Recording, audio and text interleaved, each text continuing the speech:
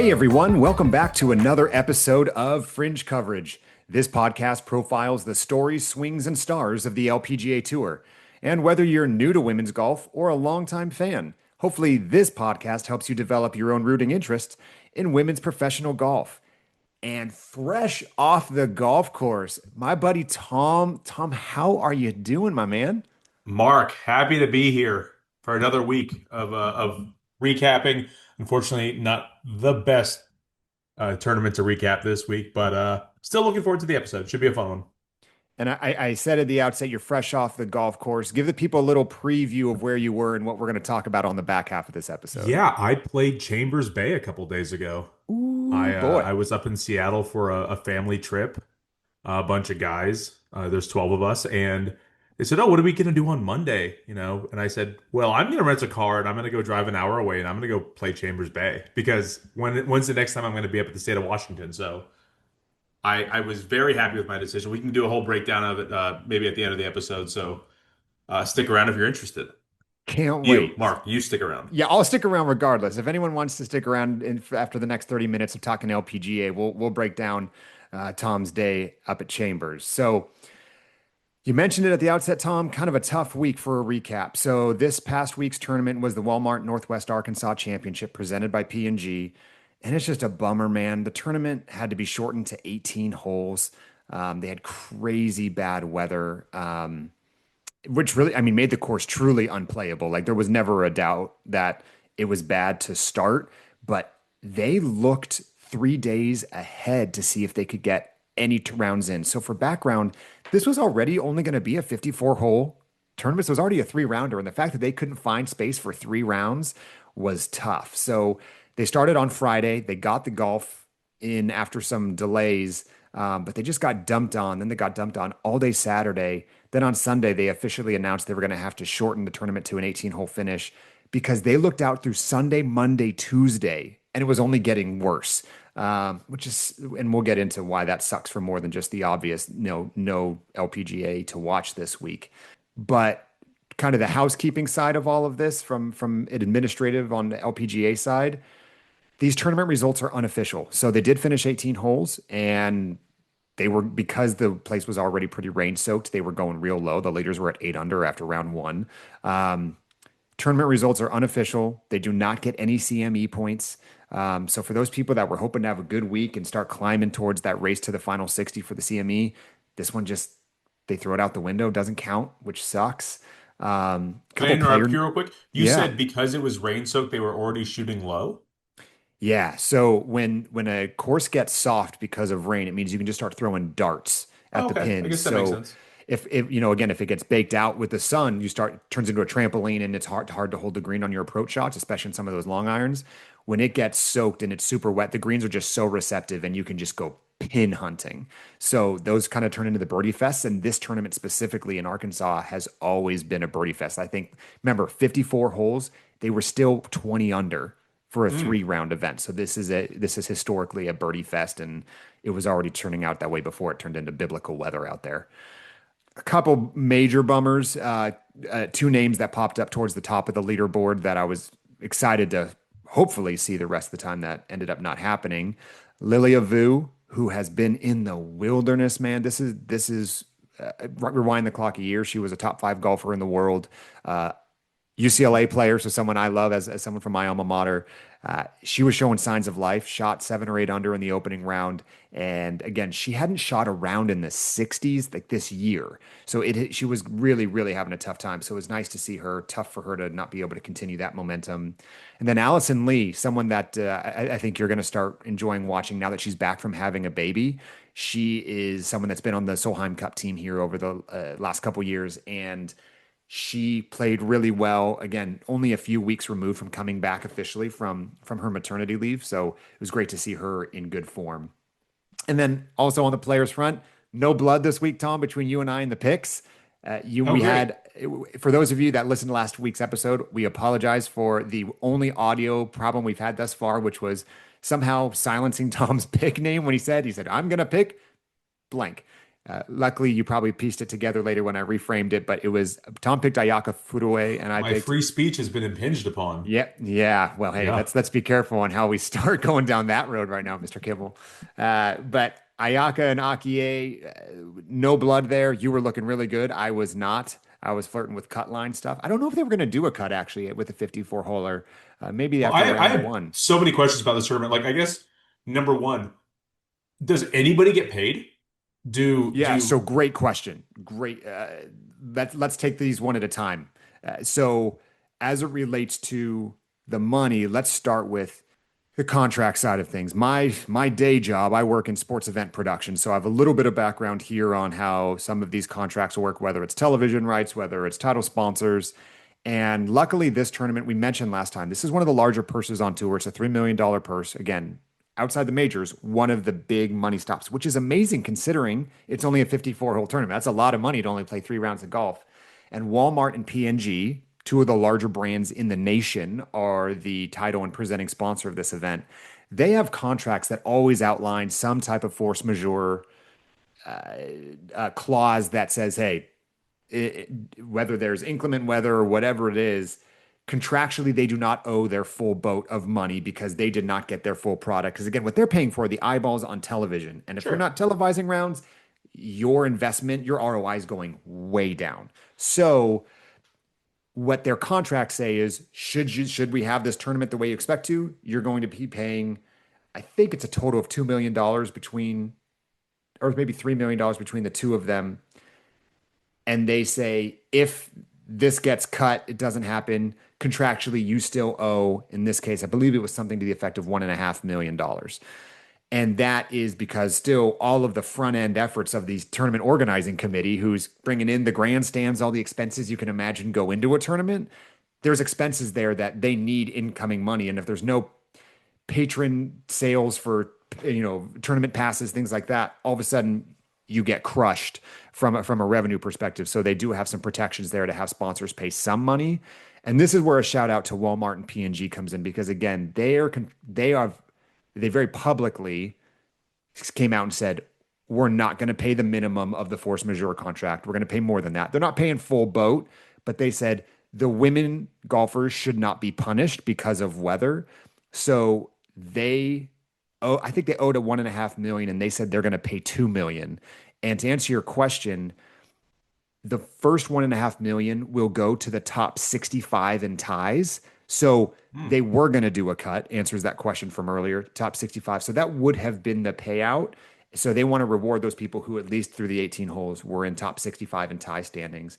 And then that additional 500K that they did not have to commit, that they are saying, we want to divide this up to the remaining field, which works out to about 3,500 a player, basically to cover some expenses. They traveled, who knows from where, right? To Sure. Arkansas, from wherever they live or wherever the last tournament stop was.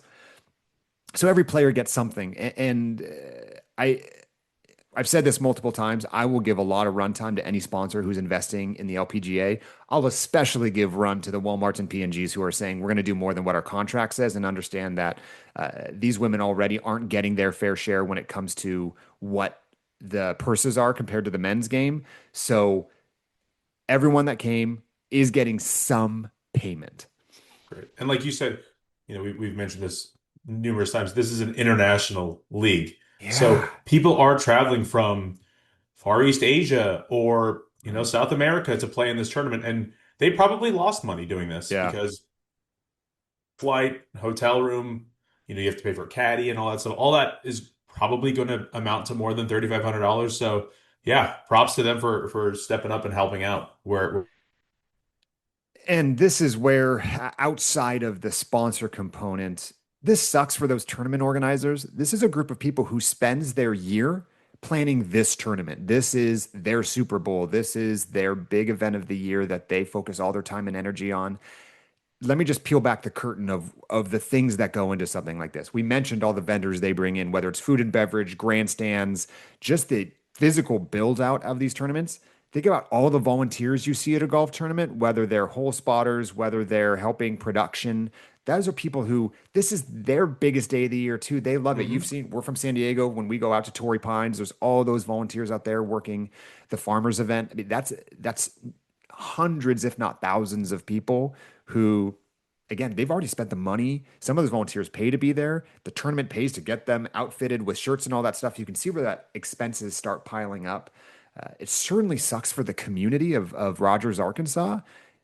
Rogers, Arkansas, you spotlighted it last time, Tom. It's not like it's a super well-known city across the nation. And for them to have their moment on national television and for their fans and their community to be able to come out and watch the best women in the world play golf. And now they're going to conceivably end up going 24 months gap between the two times that they get to see this.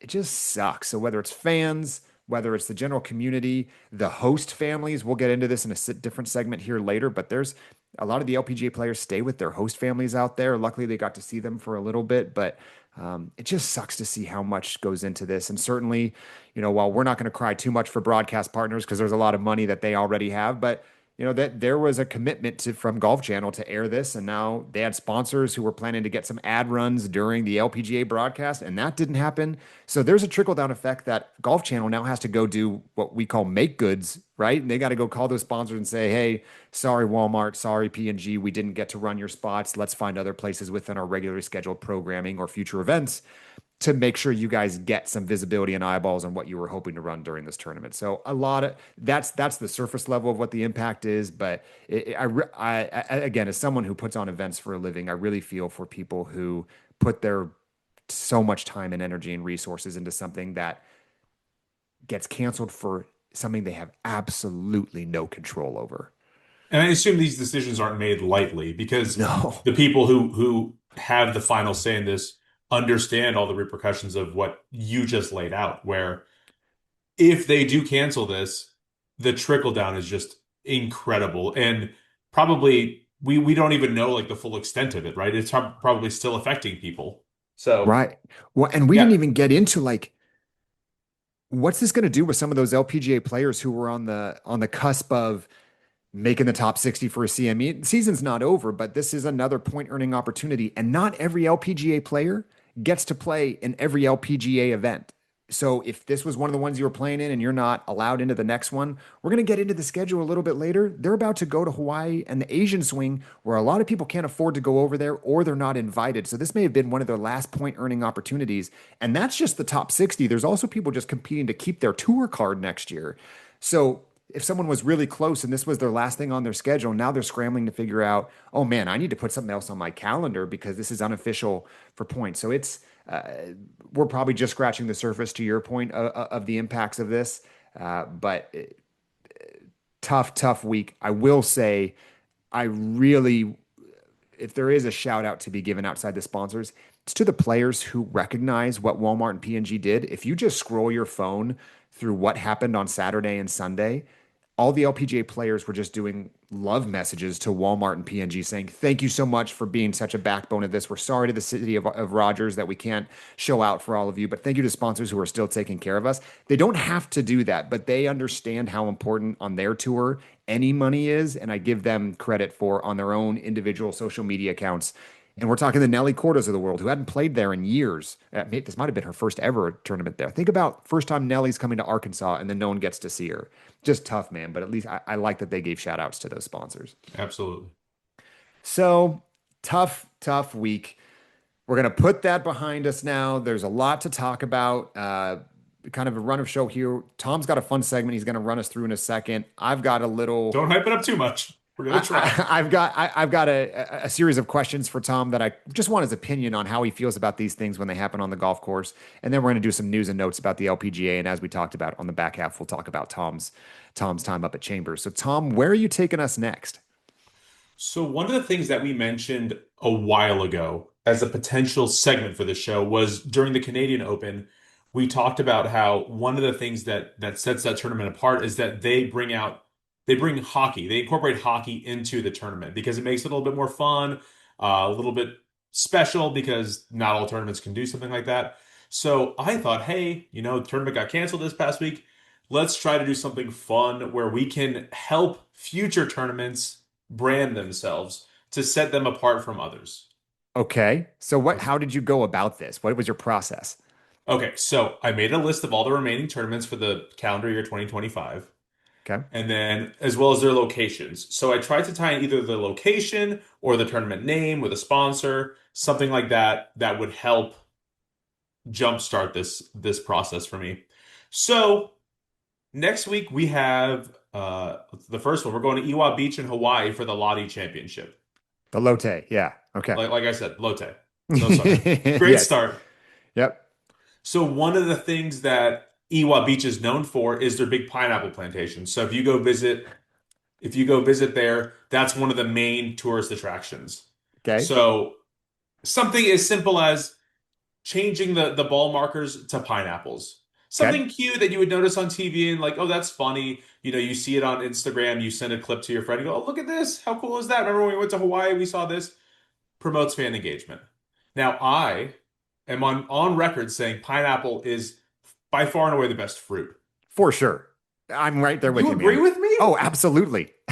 Yes, anyone who says otherwise is absolutely nuts. Okay. How do your kids feel about pineapple? My 7-month-old hasn't had it yet. My 3-year-old likes it. Okay. Can I be there when we give her first pineapple? Yeah, we'll do it Friday when we watch Okay, the Ryder good. Cup. All right. The following week we are going to Shanghai, China. Now, I'm having an issue trying to figure out what to do with this one because in Shanghai they have something called the Shanghai Maglev, which is the world's fastest train. Any Okay. guess how fast the world's fastest train goes, Mark? And I'm going to ask for miles per hour because I'm not going to make the mistake we made last week of just throwing something at you and asking you for a number. The world's Uh, fastest train. And while you're thinking, I should say this is for the Buick LPGA Shanghai tournament. 150 miles an hour. No idea. 267, Whoa. That's a bullet. right? So I was thinking like maybe we can measure the women's driver speed or Okay. something like that and just kind of say, well, hey, you're not as fast as this train, which I can't imagine they would be, but something. I'm still workshopping that one. So if you have any ideas, throw it back at me. I think maybe if you stay on the train theme, maybe there's some train tracks somewhere. Maybe instead of, you have rail ties on certain holes, maybe that they've got some kind of outline around a tee box A or big what the Buick going grandstands down. look like. I want a Buick going down some railroad tracks. And maybe on like the first, how there's a big build out for the Ryder Cup first tee or the Solheim Cup first tee. Yeah. You could easily do like a train station, like as if that's this is where you get on, get off, have a little theme there. Again, just something the cameras are going to pick up. Or some, and don't forget flag sticks. You have prime real estate on what the flags look like. Well, I didn't want you mean just the actual flag. I didn't want to make the flag stick a rail tie or anything like that where You can people make the would. flag stick a pineapple. It's your tournament. Yeah, but that's not feasible. No one's going to change the way a flag looks. Sure, there is. Look up Really? Broom Sedge after this. Broom Sedge Golf Course. They are the tops of them are brooms. There's no pin. Interesting. Yeah, Okay. All right. keep going. Well, you know what? I'm going to steal that idea soon. The following week is the BMW Ladies Championship in Oh, Korea. Yeah, Haenamgun, South Korea. yeah. Have you ever seen Squid Game? I have. Oh Okay. no, I like this already. I'm stopping there. It's there's going to be Squid Game themes. There's going to be some red light, green light. There's going to be the people with the masks just lined up around the course. Okay, that opening scene of the first season where they've got, I don't know if it's the opening scene, but like the giant baby doll or whatever it is Yeah. that turns and Yes. playing. Okay, the LPGA is known for bad pace of play. So maybe there's some type of punishment. Like if she sets off and you're still hovering over the ball, they're going to start automatic fines, automatic strokes if you I if love you it. don't do it and she's the timer. I love it I was just already. thinking of the guards with the masks just standing around. Like if you're, at the 18th green, you're putting it, you just see just a group of them standing behind the pin. Yeah, How you but making that putt? I mean, it could be them or the Jabberwockies. I mean, I don't know who it might be. They kind of dress the same. I love this one. Okay, keep it going. All right. The following week is the International Crown, as you spoke of Oh, earlier. now let's I don't go. know what the trophy for this tournament looks like, but they Neither. need to receive a crown and a scepter. And if Yeah. you want, back to your point, make the flag stick a scepter. Ooh, I love I it. would love because what is it, 12 per team? I'm sorry, no, Four. it's four per team, four per Yeah. team. It doesn't seem terribly expensive. If each winner receives a crown at the end, Mm. it's called the International Crown. I think that just makes sense. I hope, and one thing I know we're kind of throwing some both serious and kind of funny suggestions. I do hope they give run to the seven nations and the world team who are represented this year, right? You know, I would hope that their flags are aren't just on the players themselves, right? I would hope there's the Thai flag is somewhere represented, so those fan bases they're tuning in feel some pride in the broadcast. Yeah. Okay. Then All we're, oh right. man, I can't wait for going to Kuala Lumpur after this one. So the Maybank Championship in Kuala Lumpur, yes. So Kuala Lumpur is home to the world's largest twin towers, the Petronas Towers. So I was thinking Oh, if no. we could do some kind of game with this where, you can make a tower out of their national national dish is called nasi lemak, which is rice cooked in coconut milk and pandan leaves. I was thinking, make some kind of towers and see if you can drive a ball in between them. Or douse the winner with coconut milk like they do in all those college bowl games. That's probably a Okay, little less. now we're talking. Yeah. Now you have my attention. Okay. That one seems a little So, bit more feasible. well, and I mean, again, there's tournaments where the winners jump into the pond, right? It was a big tradition before the Chevron was in Texas, when that tournament was out in Palm Desert, the winners would jump into the pond. So that dousing them in something is not too far off from that. Yeah. Okay. Oh Okay. no. I Mark, just realized wait, what's slow next. down. Oh You're getting ahead no. of me here. This one's not as bad as it could be. Oh There's no no. like bidets or anything, but we are going to Japan for the Toto Japan Classic. And Tom, what does Toto, the sponsor, do? Toto makes toilets. They Be make very, sinks. very careful They here. make bidets. Okay, so I once played in a golf tournament a few years ago for my cousin's private school. And one of the things that they did for this fancy golf tournament was you had to sit at a child's like a child's desk with like a child's seat, and you Okay. have to see your longest drive. So you're sitting in an elementary school chair, And have to hit a drive. and you have to hit a driver. Okay. Just that with toilets. Now Okay. again, now again, this is not it will not affect the round of golf at all. This is maybe something you do like on Wednesday and you do it for charity. And Man, I think it makes sense. Just I, makes money.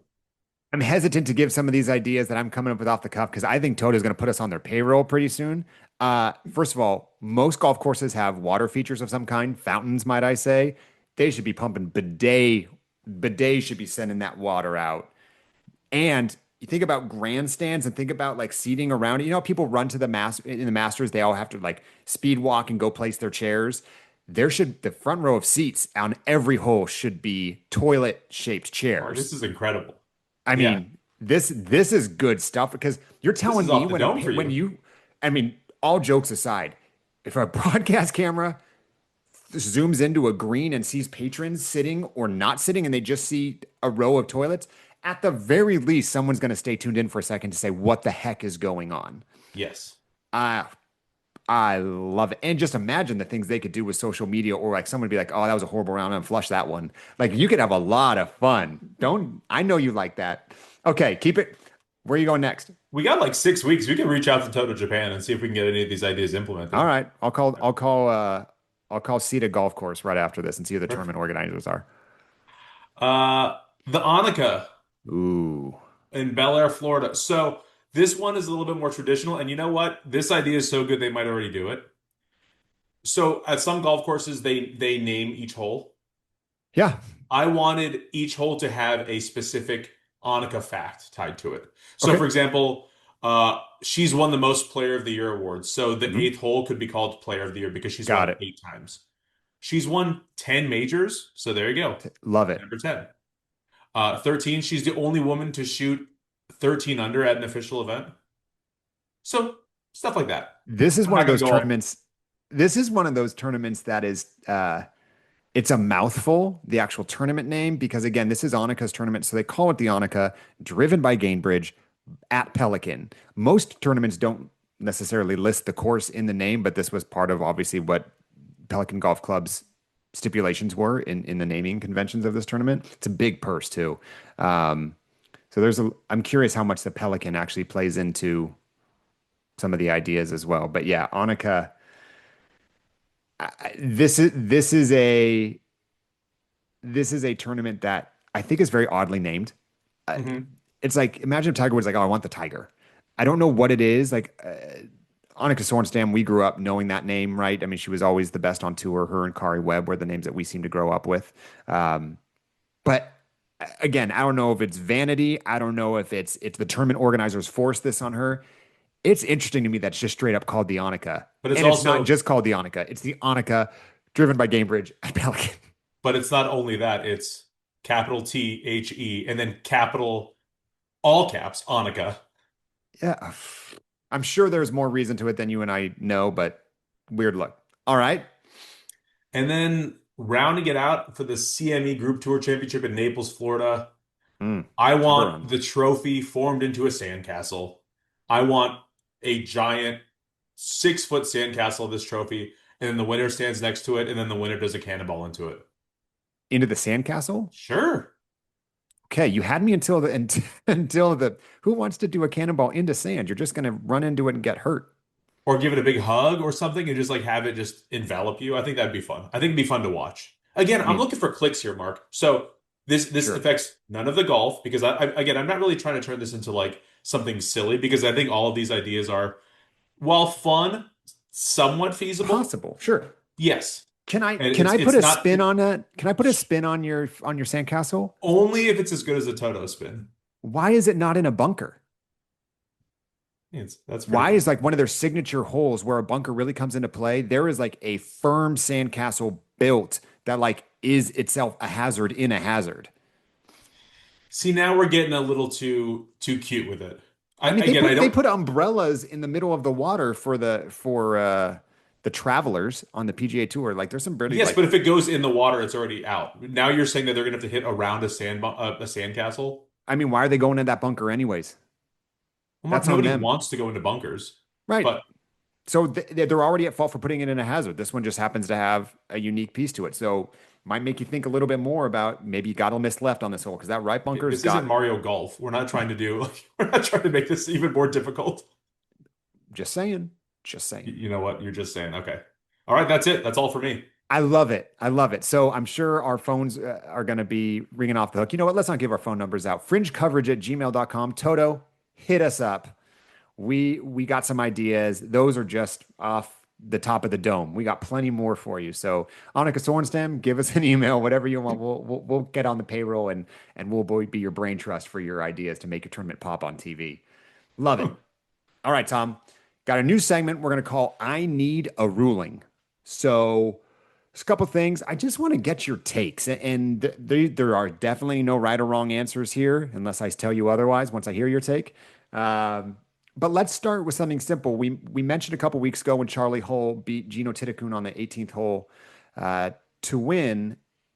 We mentioned Charlie putts with the pin in. Doesn't matter the distance, she leaves it in. There are some people who putt with the pin in depending on length, taking it out or in, whether they leave it in from a far away.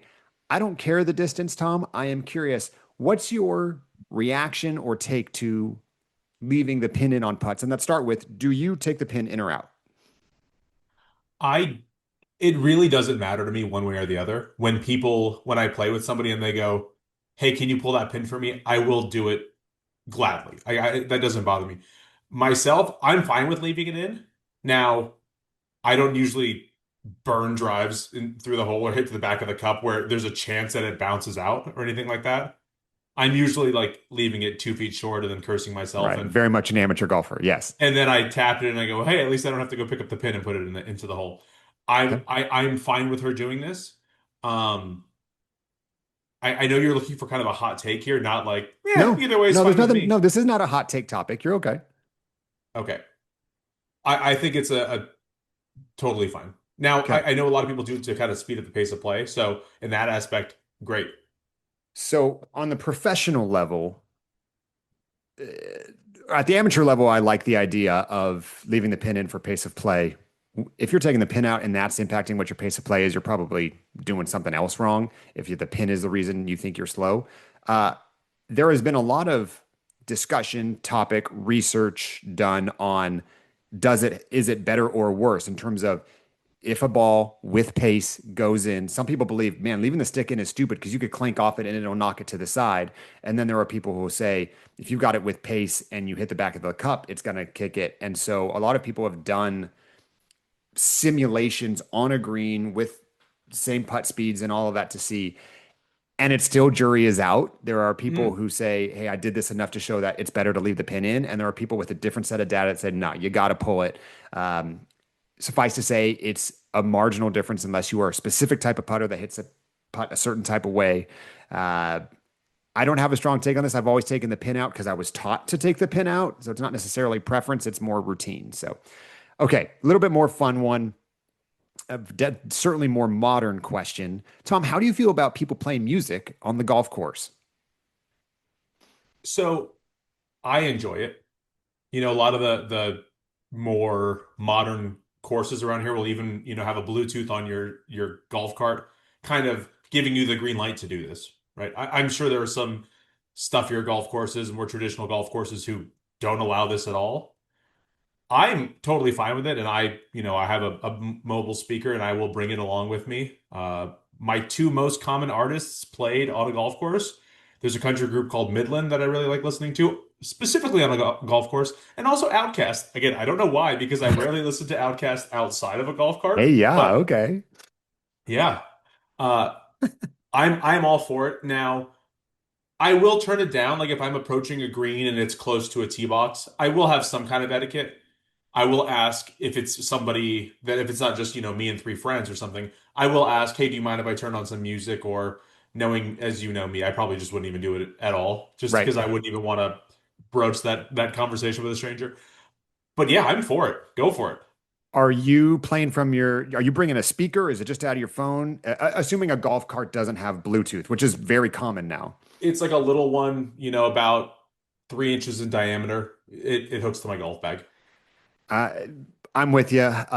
There was a time I wasn't, and that time was when everybody else wasn't playing music 15 years ago. Like growing up, I wouldn't have imagined golf on the golf or music on the golf course only because golf was stuffy in the 90s when I was playing, and it was nothing, it was something you didn't see. A lot of people, I almost went down the route of how do you feel about people wearing hoodies on the golf course and going the fashion route? And maybe we cover that different, but golf has changed now. The reason I like music on the golf course is the same reason I'm okay with the attire of golf changing as well, is it makes it, at least aesthetically speaking, more appealing to a new audience. So if it's always going to be Dockers and loose boxy polo shirts, you know who your audience is going to be forever. But as golf continues to modernize and present itself to a larger audience, I don't think playing music hurts it at all. And if it's rubbing people the wrong way, it's probably people that are entrenched in golf and have always played it and have a traditionalist mentality. I'm not mad at those people for being upset about music. I would ask them to just say, hey, do you want the game to grow? And is this really that hurtful to the game? I would love to hear someone tell me why it's actually eroding, the game. I would think that there are just probably some older, more traditional people who go, well, yeah, I don't want that on my golf course. And if it deters people from coming, Sure. then great. I don't want them here anyway. And there is a volume piece of this, right? And you mentioned it of if you're approaching a tee box. If you're blaring it, get out of here, man. Like no one wants to listen to your stuff. But if you've Right. got something that while you're riding or while your group on your tee box can hear it only, have fun, man. Like that's make the as long as it's not slowing anything down or impacting anything else, um, I let's am keep it also going. very mindful of language on the golf course. The Are music, you? not mine. No, no, no, the Oh, music that I'm okay. playing. I was like, I've Nothing heard some. too, nothing too explicit.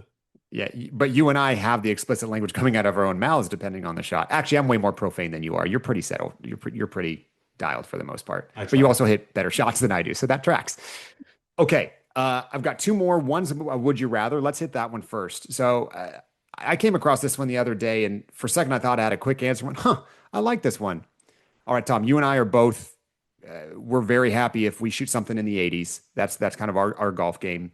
Suffice to say, neither one of us have on a par 72 have shot par. So, with that in mind, Tom, would you rather birdie the first 17 holes, then go 17 over on the last hole to shoot even par, or make 18 straight pars? So you end the day even par, but one of them you say you had 17 birdies, and the other one you said you just had 18 pars. Does one of those strike you as more appealing than the other? The first one is a much better story. You can Story, find sure. you can find 100 people at any given golf course that have shot even par. But if you're We're and talking then about you. also what you're saying is you're shooting par on every hole on then you probably lipped out a few birdies, you're probably leaving some short. So that's not as appealing to me. Now, Okay, 17 birdies. I think my record might be 3 birdies. So sure. 17 sounds fantastic to me. Now, if you're saying that 18th hole, I'm shooting 17 17 over, over. So you're shooting like a 22 on a par five. right. A lot of waters, I'm hoping. A lot of OBs, not just me blowing it by the hole each time. Uh, I would love to see somebody how they would react to a plus 17 on the hole. But yeah, I think easy one for me would be a scenario A. Okay, I like this because I'm the opposite. I go 18 pars. If I'm, look, you and I are, oh, if we ever see a 70 something, we're going to be over the moon excited. If I'm 17 under, I've obviously never shot par. This is for sure my only chance in my life to shoot under par. And if I not only don't, I mean, if I triple bogey, I shoot 14 under and shoot the best round like in history of my friends.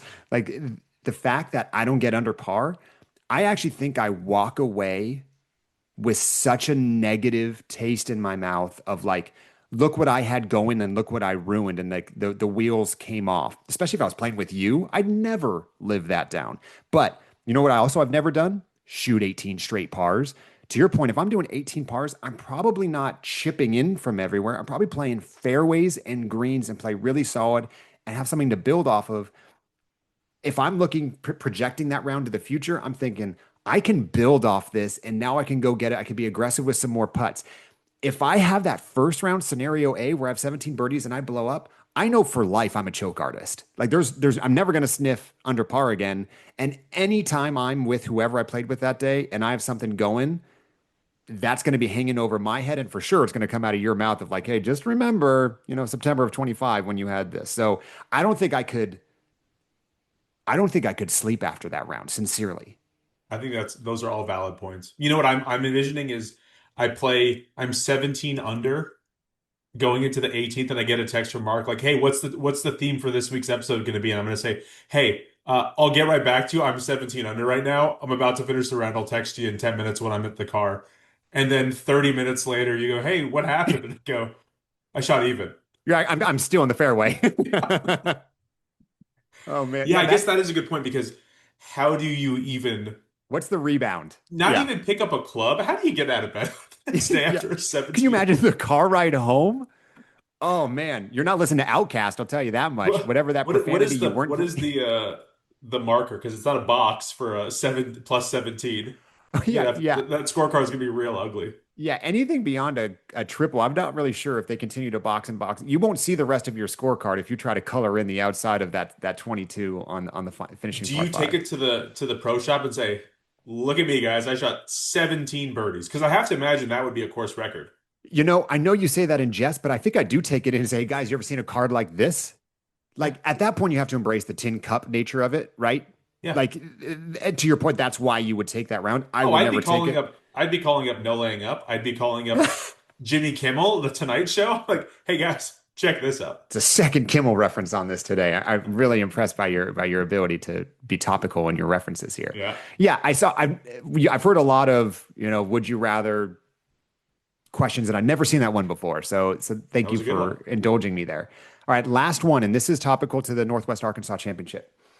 I mentioned earlier a lot of LPGA players stay with host families in Arkansas, and not just in Arkansas. Many LPGA tour stops, the community sets up a host family program where not only can you stay with these wonderful community members who are opening up their front door to you to stay with them for conceivably a week, right? Like they're getting there early for practice rounds. And you kind of have to balance how much you help them versus stay out of their way because they're there to do a job. I think it's on its own merits for what those people are doing, incredibly generous. Here's why I'm putting this in the section of I need a ruling. I think a lot of glazing happens of this group of, man, isn't that awesome that there are community members around that are going to help these women out? And Tom, I can't get there. And it's not because I don't think that these families are doing something amazing. I cannot think about anything other than why are these women having to stay with host families? They are the best female golfers in the world, and their male counterparts are on charter jets, staying in the nicest hotels, or renting Airbnbs straight up for themselves for the week, just renting houses.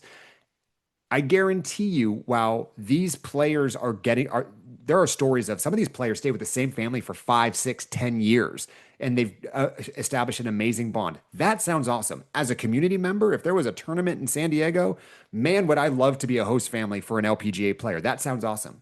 But I would never want them to have to be in the position that they got to come to me to find affordable lodging. And so I'm kind of stealing that I need a ruling because giving my take at the front of this. But am I way off base here with having that where my brain goes? How do you react to all of that? Yeah, I'm of two minds with this. Now, one, yes, I think that's very generous of a host family to do it, and that's kind of a big thing in youth hockey as well. Yeah, youth hockey where there's Yes. no money. Right. And even, when, I'm more knowledgeable about the NHL than I am about the LPGA, so I'll try to tie it back there. When there are new players that are drafted to teams, they will most of the time stay at a veteran's house just to kind Mm, of learn the lay of the land and all that stuff. But they can absolutely afford to do other things. This is just probably something more tradition based. Now, to what you're saying, is this something where obviously not everybody on tour is doing this, right? no, no, it's an opt. I mean, people have the choice, and the LPGA and Rogers, Arkansas, the tournament presents this as an option to the players of, hey, you've registered, you're playing here. It's up to you how you want to take care of your accommodations for the week. Just so you know, we have a formal host family program that we can connect you. I would love to do a deep dive on that because that seems like Yeah, me it's too. ripe for issues. But Right? right, yeah, I would think that, Yeah. maybe you don't get along with this person or it's, poor living conditions or there's a crying Yeah, there's got to baby be some or heavy vetting, right? I would hope so. Yeah. Yeah. And now, so now you're saying this doesn't occur on the PGA Tour for like, the 160th ranked player in the world? So put it this way, top 10 players in the world on the LPGA are staying with host families. Wow, no kidding. So, Okay. while I do not know if the PGA Tour has a host family program to take care of those kids that are just coming up or don't have full status and are week to week and are, if they don't make the cut, they lose money on the week. I'm sure there are versions of that, or they're staying together or bunking or whatever, but it is not something that's talked about on the PGA Tour. It is something actively promoted by the LPGA, and this is where I I'm very hesitant to throw stones directly at the LPGA because I think they have a product that is very, very solid that no one knows about. And there's a lot that goes into that from a broadcast perspective and everything else. I would challenge them to not be so forthcoming about that program because, to your question you just asked, I don't know if the PGA Tour has it.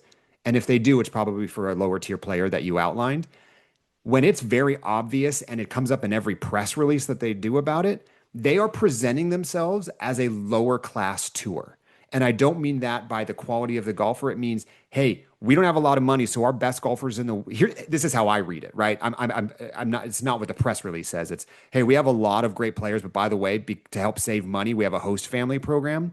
I understand that this is a byproduct of where we are with the women's game. I hate that it is where we are, and I would challenge the LPGA to say, even if you're going to continue this program, don't make it something as public. Even if the city of Rogers, Arkansas is excited to do it, I think that it might be more hurtful than helpful to your public persona that you're trying to project to a new audience of fans.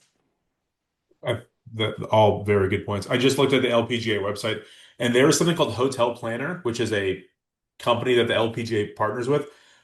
Why not go, hey, Hilton, can you do a sponsorship? And then maybe we give our players really good rates and they stay at your hotels. And again, And they all of do. this is can be driven by social media things. And if you have Nelly Corda staying at your Hilton and she can tag herself in it or whatever. I mean, all of that would be so valuable for the LPGA Tour. I don't, seems like a fairly easy thing. This is something that they need to do. They need to use, right? We have golf ball sponsorships, and obviously that's more on course and it's a little bit more pointed, but everybody needs to stay in a hotel to play in a tournament. They do sponsorships with cars all the time. What's the difference here? Just Well, and you're on to something there. And a lot of this does happen. So you mentioned Buick is a sponsor once we go to the Asian swing. The courtesy cars are all Buicks and they're taken care of for the week. sure. So that sponsor for that week is taking care of those players. When Hilton Grand Vacations is a sponsor of a tournament, you bet your butt Hilton's taking care of the player. There are certain tournaments, and you will see it now. If you look up like the Black Desert events or things like that, there are tournaments that are lauded for what they do for players because they stand out so much from kind of the baseline level tournament that says, get your butt here, play, leave, and take care of yourself while you're here. The tournaments that are starting to pump more and more money into it aren't necessarily pumping money directly into the purse. That's also awesome, but they're all saying, I want to, if I'm going to give this tournament $3.5 million, I want 3 million of it to go to the purse, but I want 500,000 carved out for the accommodations for the players. So when they leave here, they say, you bet your butt I'm coming back here. Because you know what those tournaments want more than anything? They want to make sure Nelly Corda comes back the next year Mhm. because she's the name that they want on that broadcast. Because I don't care if a bazillion people are tuning in, they're not going to tune in the next year if the best players they saw were the number 34 player in the world. So you got to take care of these players. So I think you're right. You do need to exercise some flexibility and some creativity with these sponsorships. And I'm sure Commissioner Kessler, whose name continues to rise here, is going to have something to do about that. But that's a real challenge for them. So, all right, that was fun. And if nothing else, cathartic for me because I've been pissed all week because I've been wanting to be positive about the host family thing and I've just been upset about what more of the state of what that means for the LPGA. All right, Mhm. let's get to news and notes and as we wrap here. So some things that happened. It's been a while since we recorded. So first off, the PGA of America, which controls the PGA Championship and the women's KPMG, announced future sites for the KPMG Women's PGA. Bethpage Black, the host of this week's Ryder Cup, is going to host the 2028 KPMG Women's PGA Championship. It's a really awesome thing. Again, courses matter to this tour, and they're starting over the last 3 or 4 years. They've started to play really recognizable, big name international courses, and this is just the most recent one in the list. Bethpage is a top 40. It's in every top 100 list of America's greatest courses, both Golf Magazine, Golf Digest. And then each of the next three KPMG Women's PGA Championship venues, including Bethpage, are past or future Ryder Cup venues. Again, showing you the elevated stature of this. So 2026, next year we're going to Hazeltine. 2027, we're going to Congressional. 2028, Bethpage. Some of the most recognizable course names in professional golf, not just men's or women's, just professional golf. That's always a good thing. Next thing, this has been well covered since our last podcast, but Stacey Lewis, the most recent Solheim Cup captain, has decided to hang him up. She is retiring officially. She is an Arkansas alum, so she purposely made the announcement the week of the Northwest Arkansas Championship. Tough way to go out and not have that tournament go to its full extent. But Stacey's going to stick around. She is a big face in golf. Obviously, has a huge role in Solheim Cup, and we'll probably see her pop up time to time in events. But definitely worth giving the flowers to Stacey Lewis for a very, very fantastic career. Something fun that I thought you'd like. So Keegan Bradley is obviously the captain of this year's Ryder Cup, this week's Ryder Cup at Bethpage. So Keegan Bradley's aunt, Pat Bradley, is one of the most famous LPGA golfers of all time. Pat Bradley wrote an open letter last week to Keegan, kind of for everybody to listen, of kind of encouraging him as he goes on this Ryder Cup journey as captain. Pat was the 2000 Solheim Cup captain. There are two Ryder Cup That's and so Solheim cool. Cup captains in the same family. That is pedigree if I've ever heard it. Um, so I mean, she's a three-time Solheim Cup player, one-time captain, LPGA Hall of Famer. She's in every record book. But two captains from the same family is pretty cool, and I'm sure she's Incredible. going to be there to watch Keegan. And that is an interesting segue to the last piece of all this, Tom. This sounds like a minor note, but coming off the rant I just had about host families, this is a positive. The Solheim Cup captains, again, this is the Women's Ryder Cup, the Solheim Cup, which is next year. Those two captains, Angela Stanford of the U.S. and Anna Nordquist from the European team, will be at this week's Ryder Cup on the first tee. And it's kind of an interesting story that people can look up. I highly recommend it. Uh, Angela Stanford asked the LPGA and the PGA, can she go? She doesn't want to be seen. She just wants to be there. She wants to see it because, again, she wants to elevate the women's game and see what the men are doing right.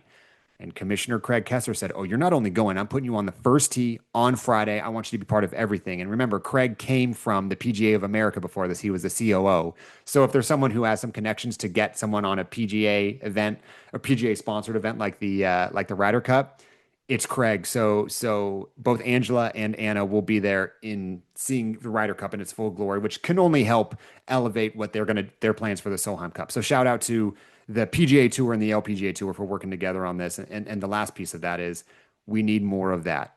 And in an ideal world, there are PGA golfers on the first tee at the Solheim Cup. That is Oh, where this absolutely. event takes off. Because yeah, there's great That'd followers be for the LPGA, but not like the PGA Tour. It's exponentially larger, the PGA Tour. And if you've got Rory McIlroy and Tommy Fleetwood on the first tee next year, that's a huge deal for this event. And I hope they get at least a piece of that. absolutely. All right. But we're going to wrap the LPGA stuff here. And Tom, we want to hear a little bit about Chambers. We got a week off this week. We're about to go into a crazy travel stretch for the LPGA. So no tournament this week, which is tough coming off a week where we only had one round of a tournament happen. Then you mentioned earlier, they're going to Oahu, to Iwa Beach for the Lotte. And then they start the second Asian swing of the year. So there's only 7 regular season events left before the CME. 4 of those 7 are limited field events based on CME points, which again means limited field means not everybody plays. So for those people trying to have an end of year flurry to gain some points and gain their status, only 3 of those 7 are full field events. So clock is ticking on a lot of people. So there's going to be a lot of smaller storylines beyond just who wins and loses the tournament to follow here. So we'll do some tournament previews here next week. But with that, Tom, tell me about Chambers. All right. So as I mentioned earlier, every year a group of my family members and I, all guys, we go on an NFL trip. We go to a different stadium, different city, experience an NFL game, and then kind of take in the sights and sounds of the city. This year we chose Seattle. We couldn't have chosen a worse football game to go to. It was 44-13 Seahawks. Who'd they play? Uh, they played the Saints, who are Ooh, widely ooh. considered the worst team in the NFL.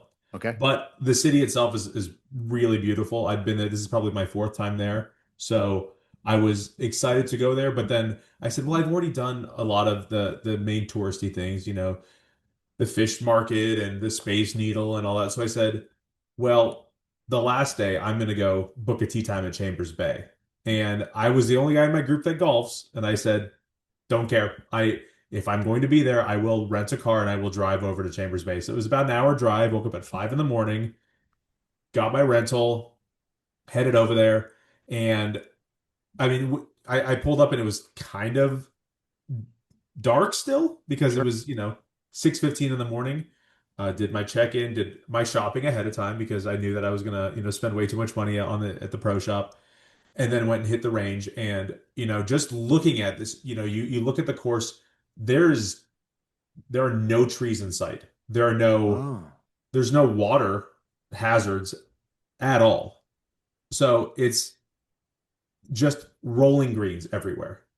Of course, I got paired up with some people. I got paired up with a guy from the LA area and then a father and son from Buffalo. And this was all of our first times playing it. So we really all got to experience it together, which was a lot of fun too. And we said, hey man, can you be my photographer? I'll be your photographer. And we nice. can, really just enjoy it. And I would think that would be more enjoyable than having somebody who had already done it and it's kind of like it's old hat to them. I'm here to I play want, golf. Yeah. right. I wanted to go with somebody who was as excited as I was to play Nice. there.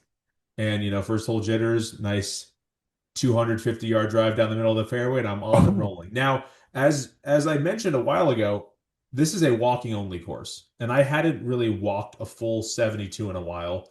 okay. I think maybe my second episode on this podcast, I ended up doing that in preparation for this trip because I knew, I can play a full round of golf, no problem at all. But now when you add, walking 7 miles to it, it kind of changes the way Sure. you approach your whole game, right? Especially your back nine. Putting was an absolute adventure because I could not read these greens. I mean, I went to the putting green and there's just huge hills in the middle of the practice green, and I go, why would you put a huge hill in the middle of the practice green? I go, oh, because every green on this course just has huge mountains in the middle of it. And Yep. it's insane where you can like hit a putt and then your next putt is longer than the putt you just missed. And I mean, reading these things was an absolute adventure. Uh, I ended up shooting plus 17, so I was happy with that. My driving was very good. I didn't hit too many roughs off the tee, except everything after that was always just kind of tough. I probably hit about 10 bunkers, Yikes. but Okay. I've become quite good at getting out of bunkers, probably because I get in them so often. And I It's a mean, and skill some you of don't these want to are, ever have to develop. some of these are like 4 foot lips that you have to get out of. This is not an easy course at all. But I really enjoyed the guys that I played with. The course itself was immaculate. I mean, there wasn't a cloud in sight when it was raining on Sunday. I was kind of worried about that, but highly recommended if you could ever make your way up there. I know I tried to convince you to do this a while ago, and we You weren't able to did. make it happen. I'm not done trying to convince you to go on some golf trips, though, Mark. We are going to make something happen. We're going on one. We are, yeah, we're going local. I'm talking about like you and me. We're gonna go travel. We're All right. gonna, Just let me get out of the again, it's well documented. I have a 7 month old right now. Like, let's get to a point where that is less of a lift on mom to have to handle a 3 year old nut job and and a 7 month old. We're getting there. I mean, luckily I got two really well behaved kids for the most part, but having had them solo, it's a lot of work, and especially there's something about the mentality of saying, "Hey, you got the kids. I'm just gonna go gallivant around somewhere around the United States and play really good golf." I mean, by no, I really get good golf, that. I mean good golf courses, not quality of golf, and not to mention spend money and blah blah blah. So we just need to be tactical about it. I tied in a work trip to this as well, so I was like, Nice honey, I gotta move. go, I gotta go to Seattle for work. Okay, best shot you hit. So they're on the 10th hole. It's very straight, but it gets very, very narrow at the green. Okay. And this of two drives that did not hit the fairway for me, and I went wide right, like on top of this hill, wide right.